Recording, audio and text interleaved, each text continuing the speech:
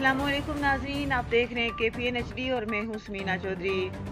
चिरोटी पानियोला के रिहायशी समाजी कारकुन मिसबा अमजद हुसैन जमील अशरफ ने प्रेस कॉन्फ्रेंस करते हुए कहा है कि चिरोटी लड़की अगवा का मनगढ़ंत मुकदमा गंभीर सूरत हाल इख्तियार कर चुका है। पुलिस बेगुनाह लोगों को गिरफ्तार करके जलीलो खबार कर रही है। सूरत हाल इतनी संगीन हो चुकी है कि कीमती जानों के ज़िया के खदशात जन्म ले रहे हैं।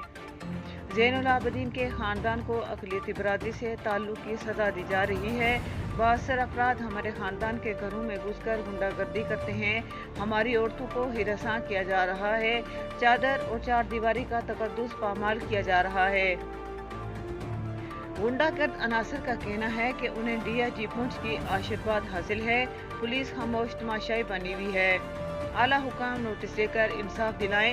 उनका कहना था कि इंचार्ज बीमन थाना रावलाकोट जाहिदा हनीफ ने बगैर कोई तहकीकात के लड़के वालों को घर रात के अंधेरे में पुलिस भेजी, जो लड़के की वालदा फौजिया इफ्तिखार, वालिद इफ्तिखार कियानी, ताया रियाज अहमद कियानी को पकड़ कर ले आई कि ये इस केस में साजिशी हैं। बेलगांव पुलिस ऑफिसर जाहिदा हनीफ ने फिर दातोड़ थाने की पुलिस भेजकर लड़के को घर से लड़के के बेनोई साजिद को उठा दिया और धमकी दी गई कि घर की तमाम औरतों बच्चियों को उठाएंगे।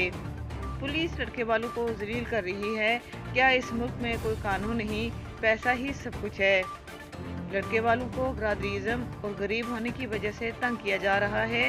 हुकूमत आज़ाद कश्मीर नोटिस लेकर गरीब खानदान को तहफ़्फ़ुज़ फराहम करे। मज़ीद न्यूज़ अपडेट्स के लिए देखते रहिए KPN HD।